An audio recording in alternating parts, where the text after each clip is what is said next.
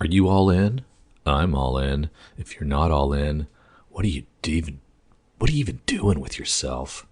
I told myself I'd go all in. Absolutely all in. Not halfway. No hesitation, no turning back, just fully committed, all in on every DC idea, all in on every DC challenge, all in on every DC dream.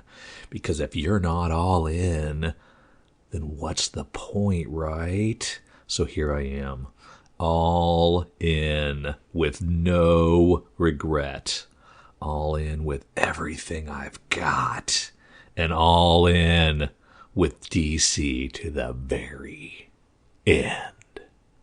This episode of Comics for Fun and Profit is brought to you by DC's All In.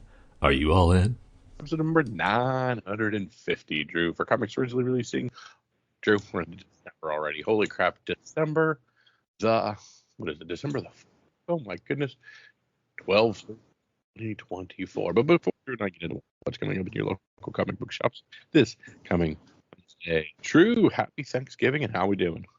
Happy Black. Great, man. I'm stuffed. I ate carbs for the first time in about 6 months. And but for those of you who have done the low carb keto diet, and you might understand what I'm going through, because when you come off, you and I are in the same boat, my friend. Well, yeah, you go off all the time. Yeah, it's true. And But for me, when I go off, my body, it like like I get cramps, like leg cramps, foot cramps, muscle cramps. So it's like, I guess or it just could be, I'm falling apart. I don't know. Yeah, I was going to say. I'm pretty sure I'm pretty sure it's like the body is used to processing protein for energy instead of carbohydrates. So when you flood it with carbs, as I did all day Thanksgiving, and it got to taste sweet sugar for the first time in a long time, and like my muscles were just like cramping up, big knots. It was awful. And I just thought I was going to die. And I'm like, no carb is worth this. And then it worked itself out, and I thought I had a little bit more this morning. So I did not learn my lesson. Worked itself out. Yeah. So in theory, I was like, I'm just going to have one day of Thanksgiving gluttony and then hop right back on. And no, I'm going to stretch this, because I got a party tomorrow. And I'm like, I don't want to go back on and then have to sit at a party with food and drink and not be able to do anything. So I'll just stretch it for 3 days and see what happens. That's fun. It's the worst. What's the worst that can happen? Chronic. Yeah. I mean, I'll gain 5-10 pounds in 3 days, something like that.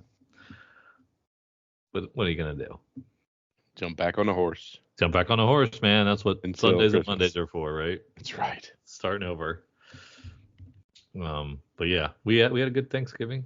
What, about 13 of us at my house? Yeah. At the new crib. Yeah. And you chastised me for my comic book storage. Yes. Listen, folks of Comics for Fun and Profit. We preach a lot of things about comics, and I think the most thing is, whether you be fun or profit, the key is, the reverence and the love that we have for the comics and the items and things. So one would not think that you would take the love that is your comic collection and put it in your fucking garage. Well, I mean, I took it. Okay, so the Guinness Book record holder for the world's largest collection is Bob Bretal, and he stores his in his garage a little more neatly and with more reference than I do. What state does Bob live in? California.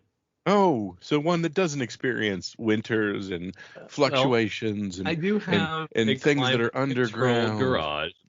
I was standing in your So garage. it is. It was significantly different temperatures than the rest of your home because of the garage doors. There's no moisture. No, yeah, there's probably a little bit of moisture. Yeah, it's probably bad news. But it's out of my way. It's out of my way. I have a much smaller office now. I don't have the room for them, so they had to go to their garage. So this will be the end of Comics for Fun and Profit, as Drew has neglected his babies. Yeah. Less profit than ever because of poorly stored comics. Comics for fun and mildew. For fun and loss. Yeah, Lots exactly of right. loss. Yeah. This would be a great comic if you had stored it properly. Had it not smelled like the back of a shoe. Yeah. So yeah. I was getting the business from my brother about comic storage. But I was thankful. I was still thankful. The irony in the fact that during the move you were getting chastised for why do you have these, and then weeks later, why are you not taking care of these? Right. Yeah. It's doubling up. So not only should you not be collecting this many comics at your age, you should also take better care of them if you're going to. Exactly. Is there like when I don't take care of my children, there's a government resource that comes and takes them. Yeah. So is there? Can I just volunteer to just show up one day and be like, I'm sorry. CPS, Comic Protection Services. You can same the moniker. Yeah. CPS, you call the number. They come, they have a talk with you, do an assessment, and you're a mandated reporter since you are with a comics podcast. You must report me. That's exactly. I've got a duty to act. You have a duty to act. Awesome. That's 100% right. Lord, hey man, we talked enough and gabbed enough that we have the newest Hot 10 list, fresh off the interwebs, man. November 29th. That's today. So we are current. And our good friends at CBSI Comic Book Invest throw out a nice little list of the hot 10 comics from the secondary market every given week. And we got one fresh here, but some of the items aren't fresh. Some of the items we've seen many a time, and they're just recurring. Starting with our first item, Mark Spears Monsters, number 1, the cover E. And that is, of course, the Bride of Frankenstein cover that had that was a Kickstarter, I believe. All covers are doing well. For a handful of sales, averaging $142, a high sale of $200 in a CGC 9.8 for $430. All covers of this book are doing well and could have even taken up a lot of the spots on this Hot 10. Cover A is now averaging $100 in a CGC 9.8, and that is $190. B, which is the Dripping Blood cover, is also $90, which CGC 9.8 going for $150. So everything is coming up monsters. Wow. Yeah, and we hadn't heard of it, and now it's all over the place.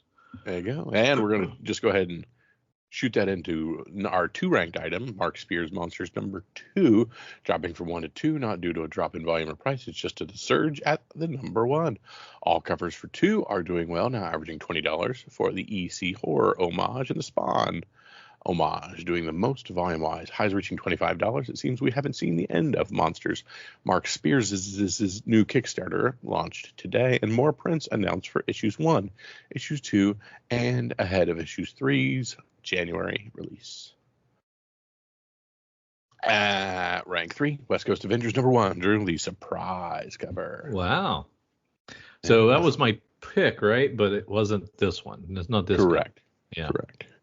A surprise drop from Marvel featuring a new character is usually a recipe for success. Lots of volume here and a decent average sale of $20. But honestly, this is a bit soft compared to recent Marvel surprise drops, which actually hit the ground running, usually at over $30.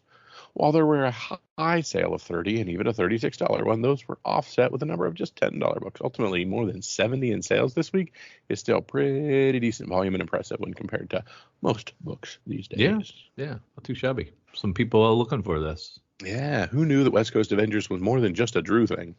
Right.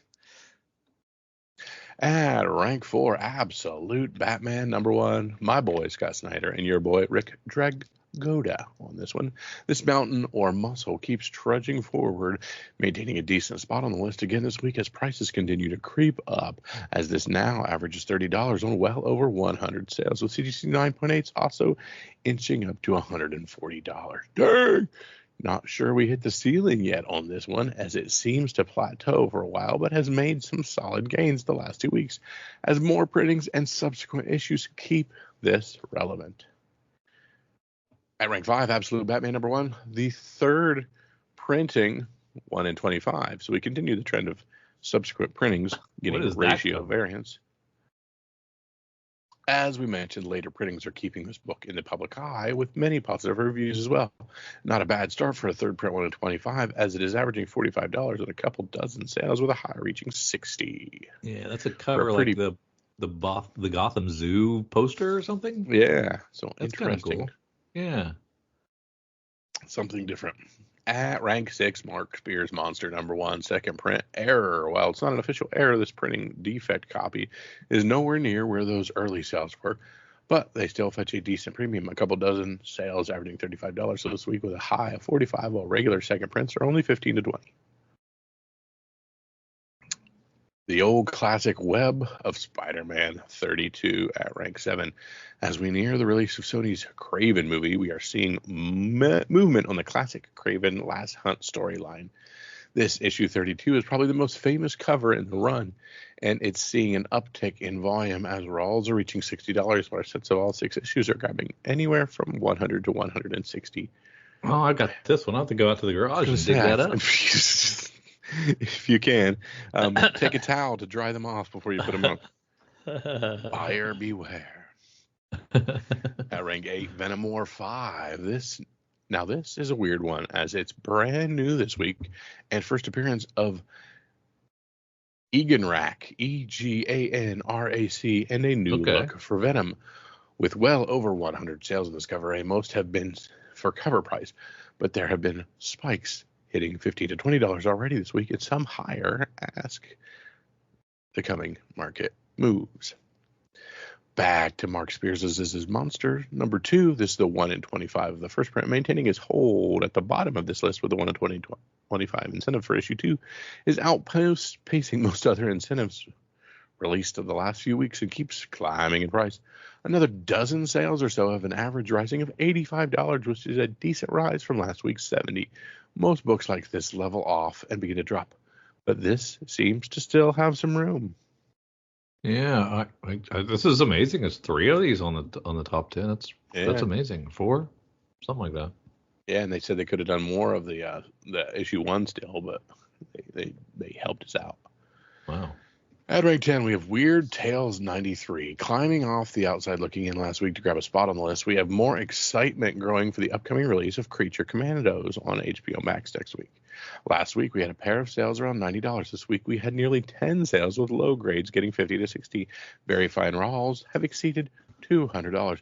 The biggest sale of the week belongs to a CGC 9.0 for $395. You watching that cartoon? I will. And animated series, sir. Oh, sorry. Some people. Notable sales, we have Venom 3, Donny Cates and Ryan Stegman. This week saw a crazy outlier sale of a CGC 9.9. Drew, I'm going to give you 12 seconds to talk about these stupid CGC 9.9. Bull crap lies. They don't know how to grade. They just make this stuff up. Yeah. And that's your time. Selling for an astounding $6,999. This is the only CGC 9.9 copy on the census currently, and this $7,000 sale is at quite the premium, as CGC 9.8s, of which there are many, are only like $230. Yeah, there you go. Another notable sale, Detective Comics 27, yours and my Big Dog Grail. I don't have to tell you why this book is important, but we do want to point out that on the same day as we saw 2 sales at Heritage for graded copies of this all-timer. First, a CGC 0.5 sold for a whopping $312,000, while a Purple Label 5.0 sold for only $228 by comparison. The Purple Label had color touches, a married cover, new staples, trimming, and some other restoration, which shows how valued an untouched copy could have, even in this much worse shape. I don't think it's $228. I think it's $228,000, and they put it wrong. Yeah. I think they forgot the K at the end of it. Yeah. But so if I invested, let's say $1,000 and bought 5 Venom number 3 CG98s, cracked them all. Oh God, we're still on this? Okay. Submitted them the same question last one. Submitted them all to CGC. How many 9.9s would come back? 0. 1, 2, 3. Who knows? But then I would have quadrupled my money. So it's fun and profit right there. Well, I think, of the 9.8s of, say, which there are many, so there's usually like 6, there's probably 1,000 9.8s, and there's one 9.9, so the odds are not in your favor, sir. It just depends on who the grader is. It's all subjective. It's not objective. Correct. And that's what CGC is supposed to not be, is subjective. So it's a fail. So I extended my 12 seconds. The existence of 9.9s makes grading irrelevant? Sudden existence and lack of existence of them prior to this. Now there are some, and there used to not be any, and they would never give them. And now now they're out. Now they've cracked the whatever. Give me a good euphemism for letting the cat out of the barn. Something like that. Now that the dam is broken, there's more and more all the time because reasons. Who knows? Which seems to always be less than 1%. So you don't think the hobby is better with outlier gold stars in it? But I don't. You think it's better that they're to have legitimate? Something that I think there used to be 9.9s that weren't given, and now they're being given, and they should have always been given. So you're saying in every retro, gem mints exist for a reason. There should have been 10.0s. Yeah. Gem mints exist. Yeah. It's in the guide, and so they exist, but they never gave. The weird thing is, like, if you look over at baseball cards and Pokemon cards and the grading with them, they literally, tens all the time. 10s all the time, and they're like, we're looking at corners, we're looking at centering, we're looking at collaring. They're literally giving you the guide, the goalposts, and then they're grading accordingly. Whereas comics still have this weird, hey, it's on a 10-point scale, but just throw the top 2 out. Right. Which is, it's maddening. Yeah. It is 9.8 should not be the gold standard. 10.0 should be the gold standard. And there should be plenty of them. And there should be plenty. So yes, you've swayed me, sir, with your 12 seconds that turn into 12 minutes. Drew hates CGC part 73. But okay, so CGC is the current meta as far as grading is concerned, as far as value and recouping. Yeah. But were they first on the block that started the 9.8 craze, or were they just playing the game? Because PGX gave out 10.0s and they got a bad rap.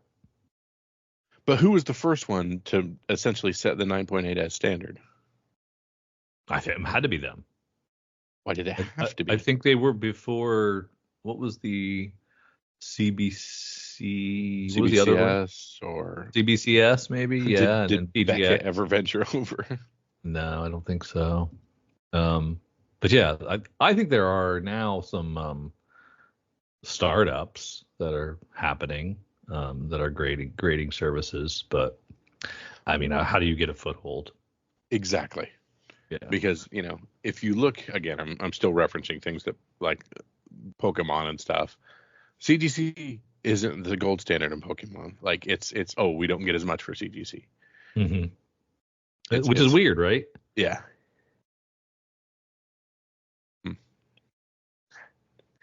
How to change the market? Who knows? But one thing I do know, Drew, is I'm going to head over to our DC Connect, our December for February books from our good friends at DC, and let's see what is coming up this coming Groundhog Day. Oh, yeah, right. Wow, that's so weird. Yeah. February, the draggiest of all the months of comics. We'll see what they got. That's right. And we're going to start with the 4th issue of Justice League Unlimited. We're not starting with new things. We're not relaunching anything. We're starting with the 4th issue of Justice League Unlimited. And Drew, just so you and I are on the same page, I'm all in. Oh, that's great. I have this one sitting ready to be read. I read there was a book that what was the book that I just finished reading that had kind of like a touched on Justice League Unlimited. Was it Batman and Robin? Question. It was the Question all along the Watchtower. Yeah, and it was like I was like, oh, okay, I kind of get it now. It's just a really big Justice League. They're gonna have different teams. They're gonna headquarters out of the space station type of deal. I'm gonna check it out. I think it's gonna be unwieldy, but it's Mark Waid, it's Dan Mora on interiors, which is freaking great. I mean, sexy. So you got to be all in a little bit on Justice League. I don't know. So what does all in mean? Well, it's like the new 52. It's just like a new universe type. So when we reference status quo, the 2023 things, we're going to say, oh yeah, the all-ins with that absolute power deal. Mm-hmm. So it took away a lot of powers from superheroes, and then some other people that didn't have gave them all to Lois Lane. Some other people got them. So there's like that is still part of the status quo. And then there's this massive Justice League where they just keep inviting new heroes and new people into it. Justice League has become CGC, where just anybody can come in. Anybody can get a 9/8 as a superhero in Justice League, and there's really no rhyme or reason for it. And but yeah, I haven't read it, so I can't tell you if it's executed well. I'm sure it is. It's Mark Waid, it's Dan Moore. It's going to be good. Mm-hmm. It's just how long can me, with my reading sensibilities, handle revolving team ups of all these characters? Because like even in the Question, they were bringing people in from like Challengers of the Unknown and stuff like that I had no idea who these people were, and if they didn't have their name, if they didn't say, hi, I am blank from blank, I wouldn't have known who they were. And there was a lot of B-teamers that they didn't get introduced. And I was like, who is that? Am I supposed to know who that is? And I didn't. So that was going to be a little bit of that. But it was cool to see some of the characters that they had. Like the Question, Renee Montoya is going to be like the sheriff of the Watchtower and investigating because there's something going on, and Batman can't figure it out, and Superman can't figure it out, right? But anyway, Batman can't figure it out. Can't figure it out. So he's not a good enough detective to figure out what's going on. So they brought her in to run this team, and it's like Blue Beetle and some other people, and she's going to solve that mystery, at least in the Question series. At any point, do they say, my name is Diego Montoya, you killed my father, prepare to die? It's a really missed opportunity. Yes, yeah, okay. But yeah, so I'm all in for a little while. I mean, I'm enjoying some of these books. All right, so we go right from Justice League Unlimited 4 to Batman 157. Chip Zdarsky writing these things. The Dying City concludes in this epic, oversized fashion. Oversized, $5 a piece, $6 for cardstock. Yeah. So that's the Court of Owls that they've been hinting at. So it'll be finishing up when we get there. Yeah. Interesting. You like the Court of Owls? I love the Court of Owls. Yeah. We shall see. All right, let's head on down to Absolute Batman 5. Will the party end here for Absolute Batman? I think 5 issues is their run, so this may be the end of their first. No, I think they're going 6. Yeah, I think they're going 6 with their trades. Penultimate issue for the first arc. Penultimate for the first arc, absolutely. Yeah. Cool. But it's selling too well to stop. Your girl Joelle Jones and Ian Bertrand doing a variant cover. Ooh. Clay and Seth Mann doing a variant cover. So it looks like you need more than one person for variant covers. Yeah, I guess if one's not selling, add another person. Yeah. Superman 23, Superwoman Lost in Time. Joshua Williamson on that. Absolute Superman 4. Jason Aaron on this one. I'd like to see what this little postage stamp. That was just exactly what I was doing. I was zooming in. Cover. It looks like an old ad from a comic. It looks kind of cool. Yeah. Yep. Yep. Heading down to Wonder Woman. We have Wonder Woman 18. Tom King writing this one. Absolute Wonder Woman 5. Kelly Thompson on that one. What a great cover that is. Hayden Sherman. Yeah, that's very the nice. Lasso, I guess. Yeah, Lasso of Truth. The Lasso of Truth. Justice League, the Atom Project 2. Zatanna #1. So even in February, we do have a #1 book. So that's good to see. Written by Jamal Campbell. Art and cover by Jamal Campbell. Some great covers there. We get a Sozo Miyake cover. Yeah, those are some great covers. And I really want to like Zatanna. I hope I can get into this one. There you go. You love some magic. The New Gods 3 by Ram V. Aquaman 2, Jeremy Adams, all in. Green Lantern Corps 1. So Jeremy Adams and Morgan Hampton writing that one. Art by Fernando Passerian on Eau Claire Albert on this one. I recognize Guy Gardner, and it might be John Stewart, and then there's some other Green Lanterns I do not know. Some other green people. I assume with 2 writers and 2 artists, we get 2 kind of different stories going on here, so we shall see. Mm-hmm. Green Lantern 20, Jeremy Adams writing that one. Green Arrow 21, Chris Condon. Flash 18, that's a good-looking cover. I like that. It is pretty great. Cy Spurrier with Vasco Georgiev. And that's a Del Mundo cover. Black Lightning 4. Detective 1094. Our boy Tom Taylor and Mikkel Janin. One of my favorite teams going. Here on Detectives 1094. Oh, man. The first one was great. I haven't read the new one's on my stack, too, and I want to read that maybe tonight. That one or Justice League Unlimited. I don't know. Well, one of those two. We do have a few. I see a Black History Month cover for that, and that's the first one I've noticed. Of course, we got one of Black Lightning, too. I skipped over on accident. One for Detective. So we've got a few Black History Month covers coming out this month as well. But we're not being given any preview on those things. Oh. Action Comics 1083. Catwoman 73. Torin Grongbeck. Mariana Ignazi on that one. Frank Cho covers, of course, being good. Not bad. Black Canary, Best of the Best 4. Tom King writing that one. So, of course, people kiss because Tom King only writes love stories anymore. Come on. Am I wrong? I don't know.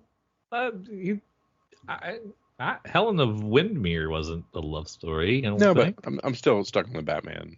Yeah, I know you are.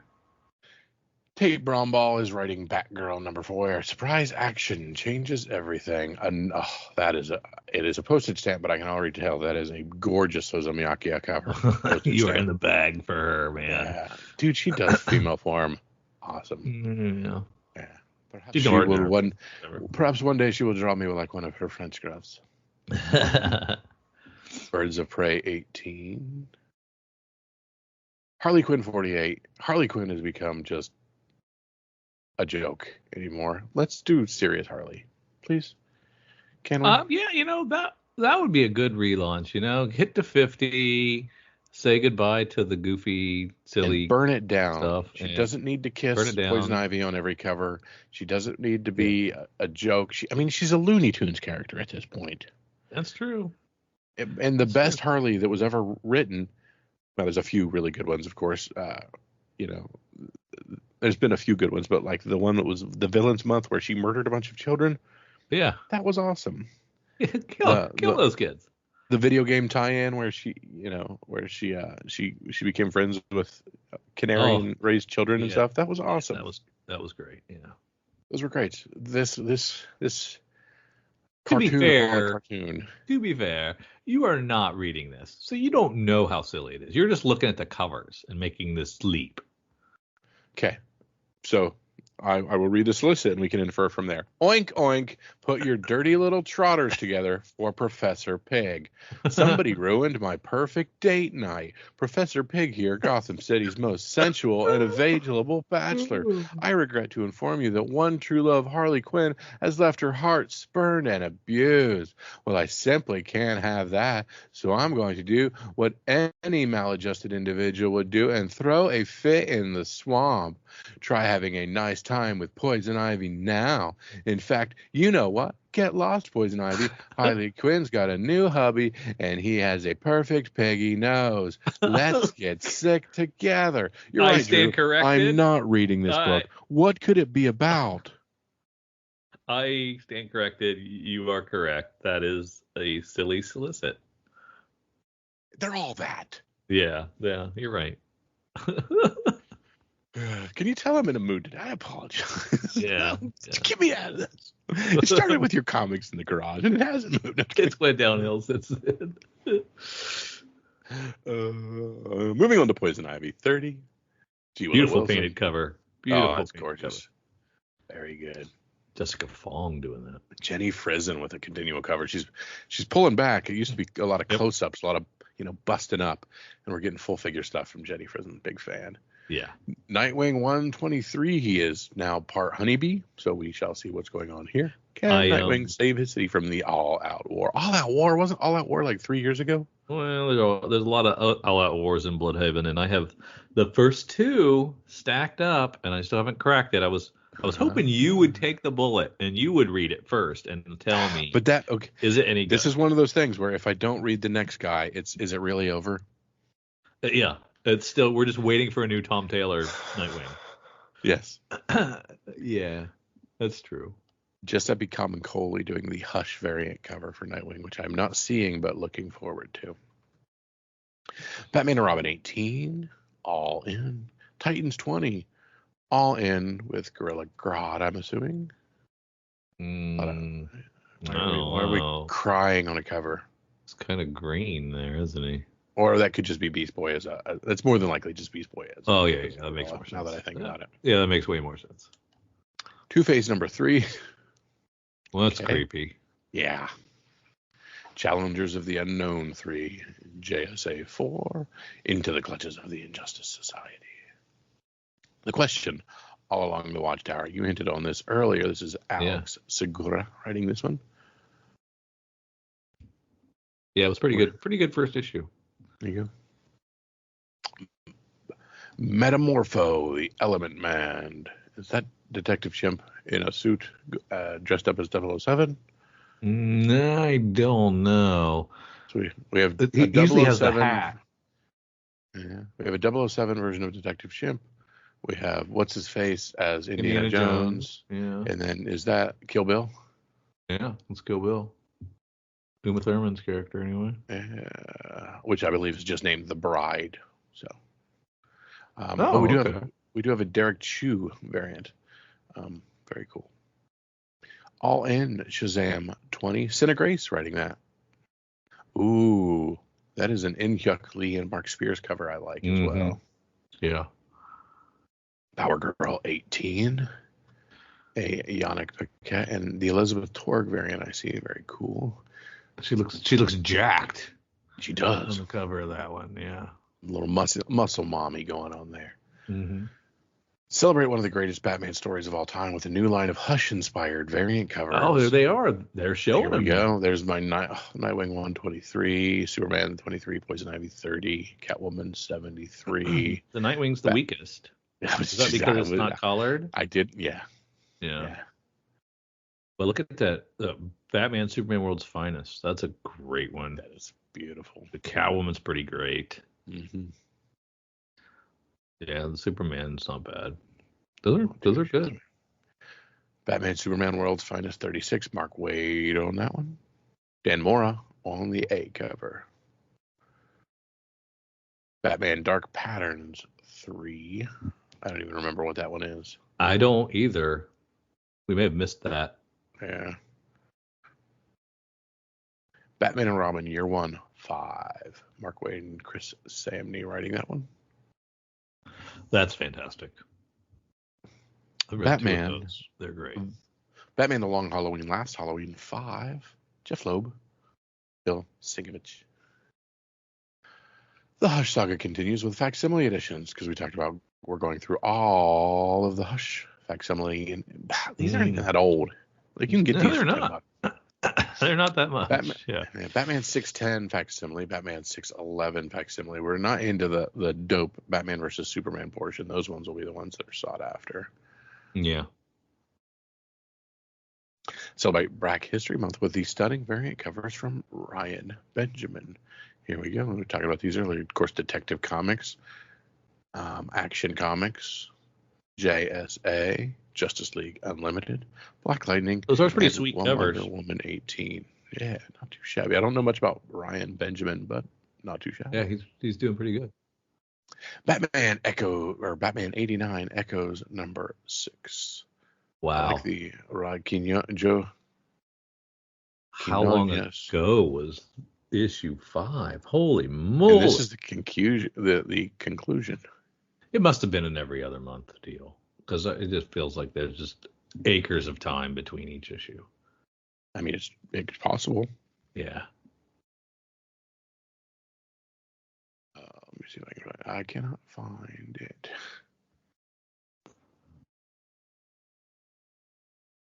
Batman 89 Echoes. Let's see. January 2024 was issue 1. Issue 2 was May of 2024. September being issue 3. And issue 4, November release. So we have 4 issues coming out, and it looks like we'll get to 5 in a given year. So every 3 months? Yeah. January to May. That's a problem. February, March, April. Yeah, it's like a 4 or 5 month banger. May to September, May, June, July, August, September. Yeah, we hit barely every 4 months on that one. That's not the way to sell your book, man. That's not a way to do it. No. We must have had some health problems. Yeah. The Milestone Universe, The Shadow Cabinet 4. Okay. DC Horror presents Creature Commandos 5. Green Lantern Dark 3. This is an Elseworld title. 2 sides of the same story shown here on this incredible special. DC vs. Vampires World War B Darkness and Light 1. Matthew Rosenberg writing this one, sir. Okay. Wonder Woman, the Child of Themyscira, turned vampire, and Alfred Butler of the Waynes turned Green Lantern. Their paths couldn't be any different, but for each a chance encounter will force them to re-examine what it means to survive. I don't know that you needed to really label this as Elseworld when you have the Butler as a Green Lantern. Well, yeah, right? Jenny Spark 7 from Tom King. This is the final issue 7 of 7. Superman: The Last Days of Lex Luthor, number 1, going to a second print. Mad Magazine, Little Batman, Scooby-Doo.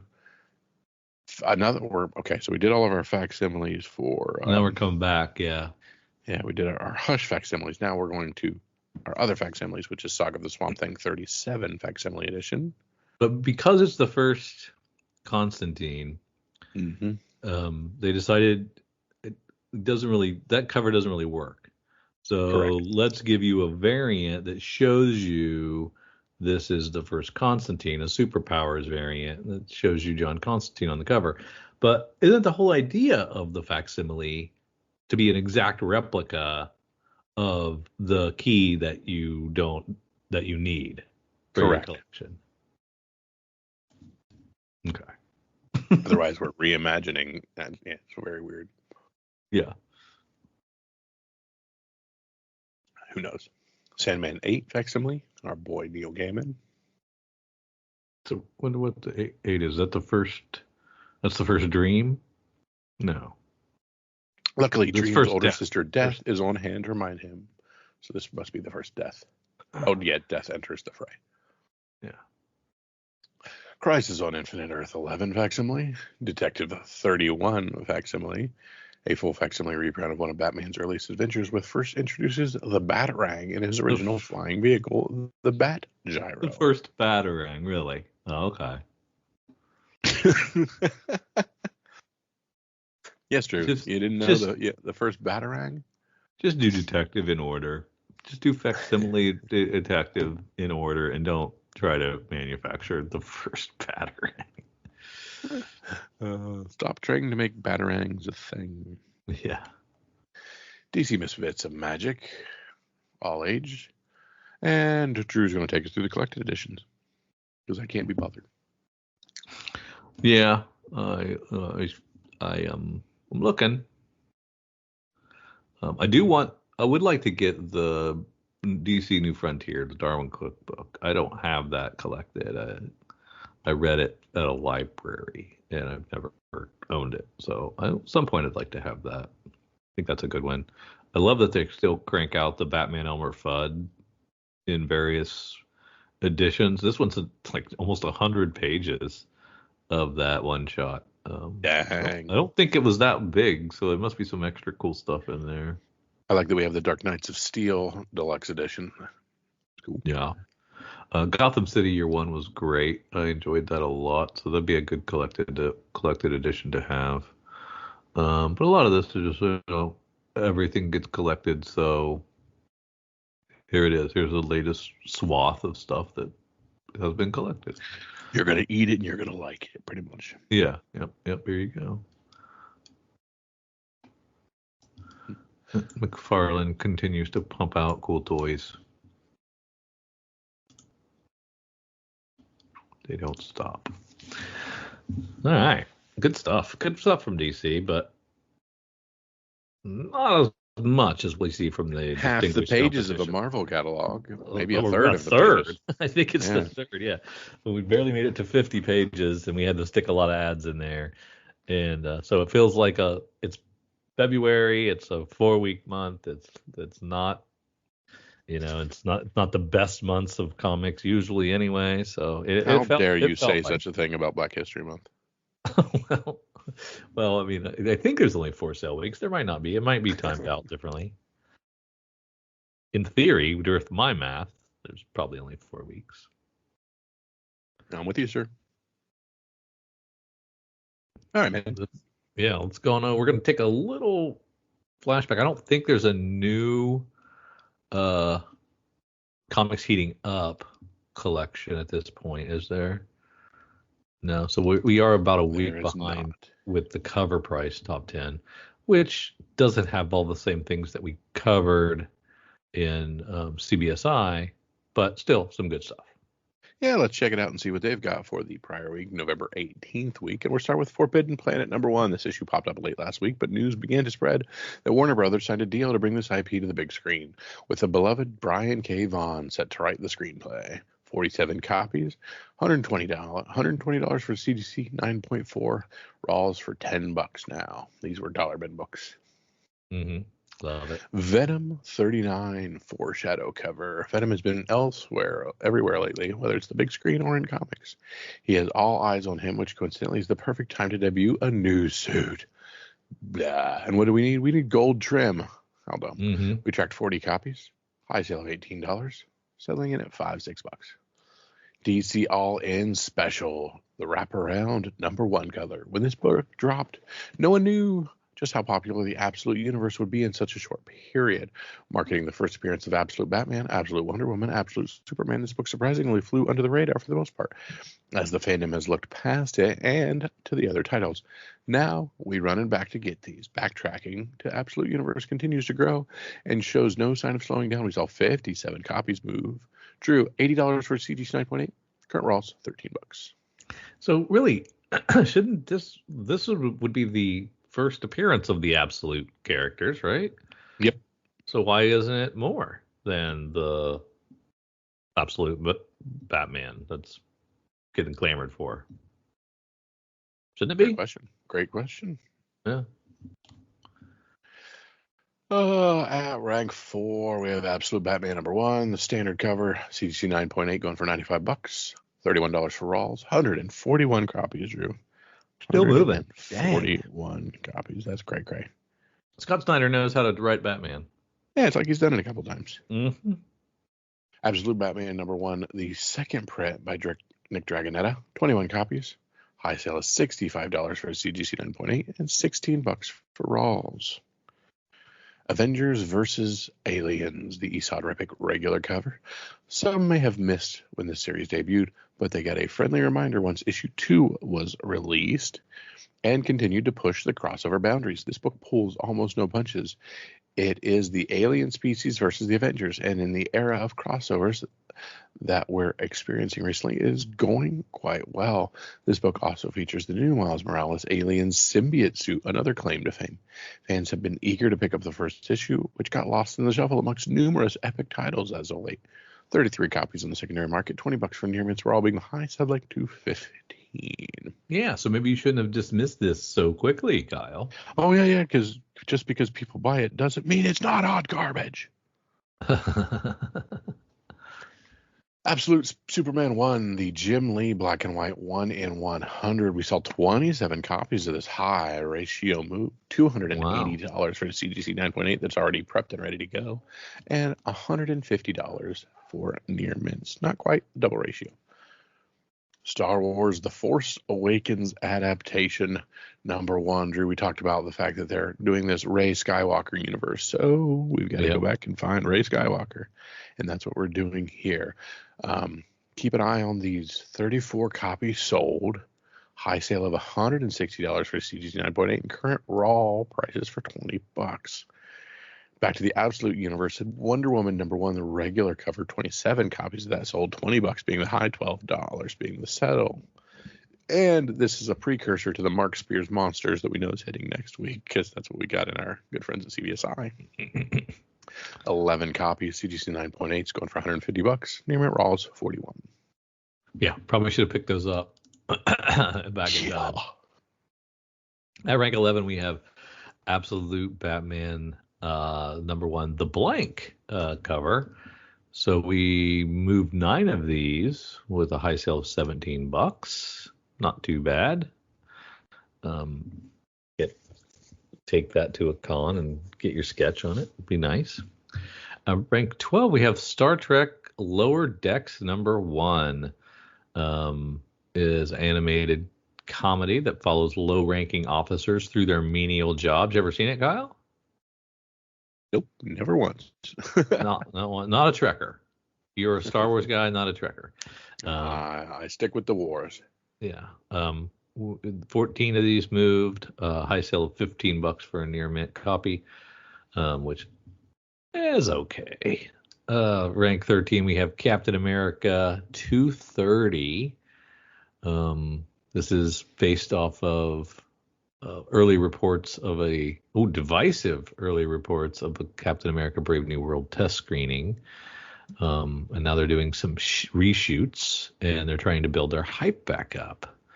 So there's a new trailer that's out with a new poster that features Red Hulk's fist smashing through Sam Wilson's Captain America shield.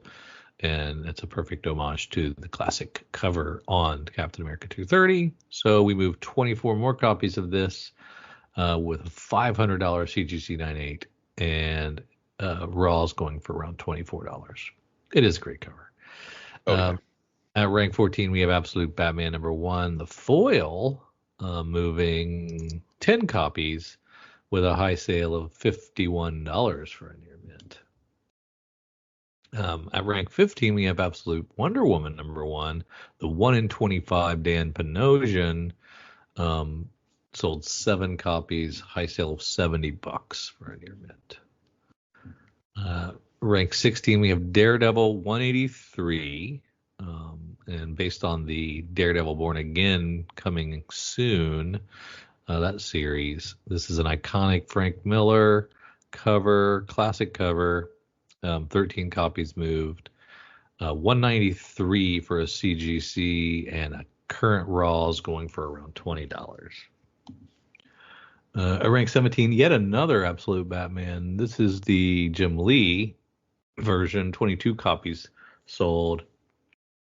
I sell $65 for a CGC that came back, and Raw's going for around $23.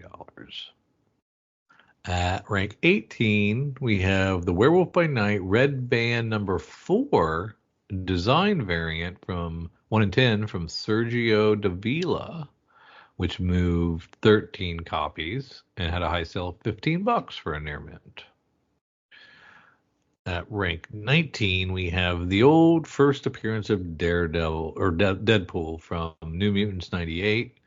This is our buddy Reb Liefeld's big character, and this moved 15 more copies with a high sale of $995 for a 98, which seems low. And you think it'd spike with the movie hitting Disney Plus and more people getting on it? Oh yeah, you would think it'd be way more. And Raw's only at 352, so not a big difference between a Raw and the CGC. So interesting, room to grow there. Finishing out the top 20, we've got the first Venom in Amazing Spider-Man 300, which moved an additional 26 copies, and that's selling for $2,352 for CGC, and Raw is around $442. Good stuff. Not too shabby, not too shabby. Let's head on over to our good friends at Lunar Distributions to see what we got coming out December 4th. December 4th, we're talking about already. Well, I guess that's this week. Yeah, makes sense. That is how calendars work. Yeah, we're going to get the second Absolute Superman. I'm excited to see where that goes. It wasn't as good to me as the Batman, but I'm going to give it another couple before I make my decision. I legitimately like that just stock black cardstock cover. Yeah, it's pretty great. Great Action Comics covers. The Sweeney David Boo. Nakayama. Yeah, Sweeney Boo's a great one. Trade for Ain't No Grave. Archaic's first issue. It's an Ahoy comic, I believe. Yeah, Batman 155. You talked to me about Court of Owls, and I see some owl masks. Mm-hmm. Very nice. What is Chrissy Zulo doing? She's doing Winter Wonderland covers. Is that going to catch on like the Scotty Young style? Not a chance. Those are awful. Okay. Some Birds of Prey covers for issue 16. I kind of like the Acuna. Serge Acuna prison cover. Pretty great. That's Selena Kyle, right? Yep. I would guess. Or maybe not. No, maybe Batgirl. No. I was going to say, that could be whatever the Batgirl that currently is the Batgirl. Yeah, that's true. Because you can see the shadow that she's casting is the Batgirl shadow. There you go. It's whatever the Karate Girl is. Yeah. Black Demon Tales, Descent #1, a resolicit from our good friends at Scout Comics. David Bowles and Marco Finnegan on that one. It looks like sharks. I like shark books. Yeah. Calvera PI hits second issue. And we get DC Horror also with its second issue with the Tyler Crook connecting variant. I like the Tom Fowler one with the dog with body parts. That's pretty great too. We're going to do DC's Batman Smells Robin Laid an Egg #1. This will be our quarterly $9.99 book, I'm guessing. Yes. No holiday is complete.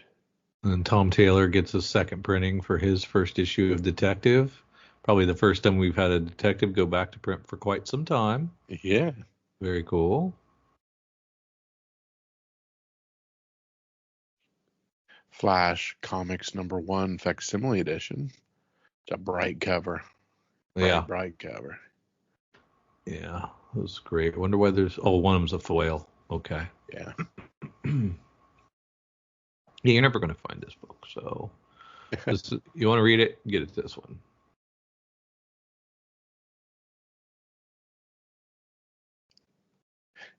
I'm all the way down to Juvenile, #1 from Image Comics, written and illustrated by Jesus Aurelia, who we should know from Rosa, apparently. Rosa, okay. Yeah. In a future where a deadly virus kills everyone upon reaching adulthood. Oh, this is the Logan's Run thing. Yeah. Oh, yeah. Oh, great. Jenny Frozen, Poison Ivy. Ho hum. Always. Always great. Snot Girl 16. It's finally out. Yes. Just took several years to go from 15 to 16. Well, he did three. He did 3 arcs. Took some time. Yeah. Came around. I guess that works. Well, Two-Face gets a miniseries. That's Yeah. great. That should be good. Walking Dead Deluxe 102. We're already on. And what's the furthest place from here? Hits issue 20. I can't believe this thing is still going, but it is.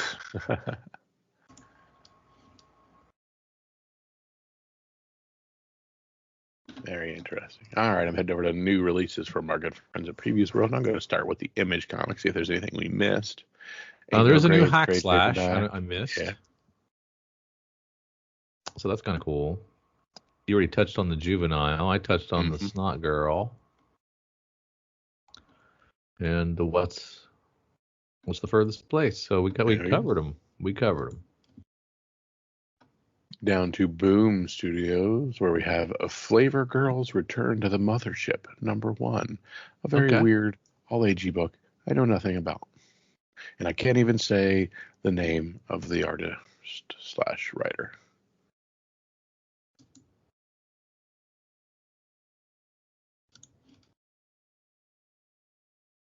Down to Titan Comics. The second issue of RuneScape on the Wayback Machine. And Marvel starts us out with all new Venom, Drew. All new Venom coming out. This is, of course, the Venom with the new suit with gold trim. Can't beat that now.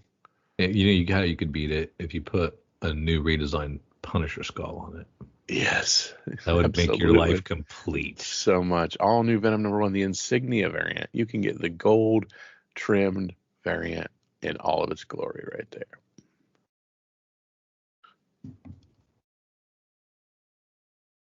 Deadpool Wolverine Weapon Extraction #1. Some cool variants on this book. This is, of course, collecting here for the first time the 8-part epic story. So big, so far. Okay. Marvel Holiday Tales to Astonish has a 50-copy incentive. I mean, they'll do incentives for anything, won't they? It's true. Miles Morales, Spider-Man 27. Kyle, did you watch Thundercats? I caught them a bit growing up, yes. Do you know who Apex is? Yes. Okay. So he's getting his own series, or she. I don't know who Apex is. A very interesting character. There you go. And that's one that came along later.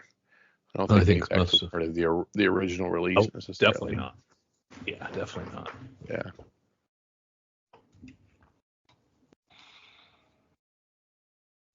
We go down to our tinier publishers. We've got, again, the Ahoy Comics Archaic there. In its first issue.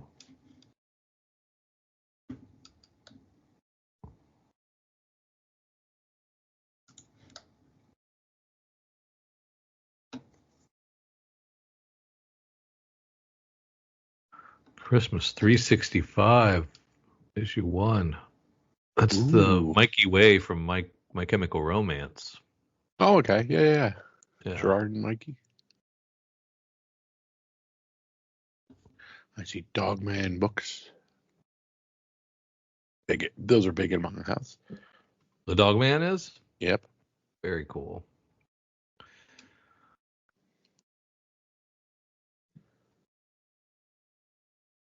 So Dusk is Scout will do an issue 1, and then you get the trade. So you get a sample of the first issue, but you can't collect it in issues. Then you decide if you're going to pull the trigger on the trade again. They won't do the rest of the single issues. Gotcha. Which means you basically have that first issue twice because it would also be in the trade. What do you think about that strategy? How do you say stupid in comics? Well, I mean, like you see the diminishing returns, right? Here's a write a better book.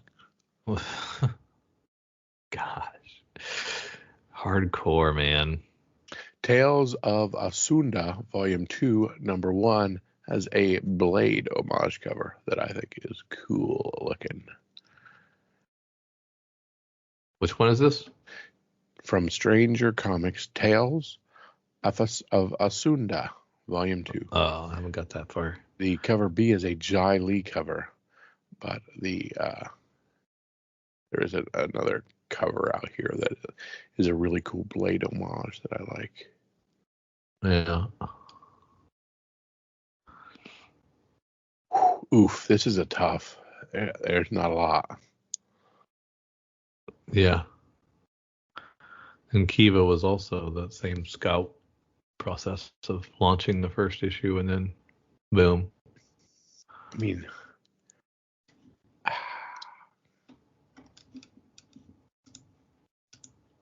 I know what I'm doing. all right, tell me what you're doing. I'm gonna go SNOTGIRL, man. I mean, literally had just clicked on SNOTGIRL's reemergence. I swear to you. I was picks up where SNOTGIRL 15 left off, and yeah, we like him as a writer. We like that character. That character is actually pretty cool. Her online persona and presence fits even better in today's society than it did when that book first came out. And SNOTGIRL 15 was March 11th, 2020. Mm-hmm. So it has been 3.5 years. 3.5 years Yeah. plus. So that's really not as much as I thought was in between.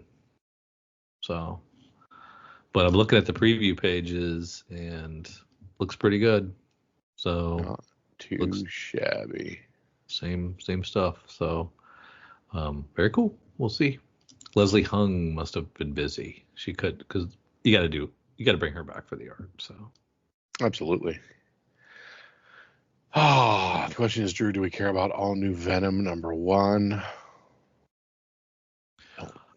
Well, you do. You might like that costume change. Ultimate 7, Wolverine 4. You know what? I'm going to go for the hopeful layup, and I'm going to go with our good friends at Absolute Superman issue number 2.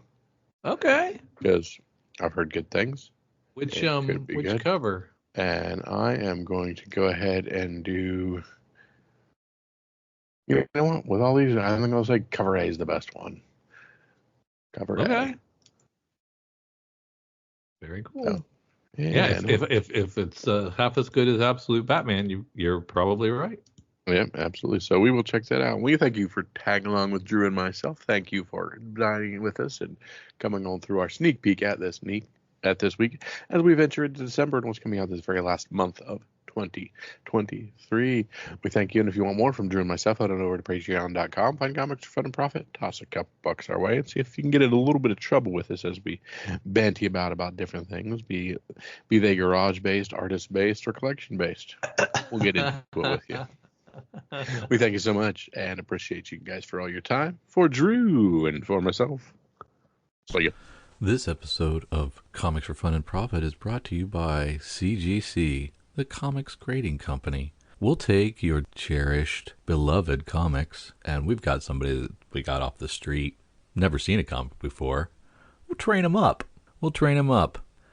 And in 6 to 12 months, you'll receive that comic back with a grade that you can take to the bank It is verified. Hey, we may have dropped it in shipping. It may have fallen out of the box. We may have stepped on it. We may have actually done some serious damage to your comic. But we'll reflect in the notes. But you know what? Then you'll have a grade you can be proud of. And you won't have to do the pesky grading all by yourself. Like a heathen. Like a caveman does.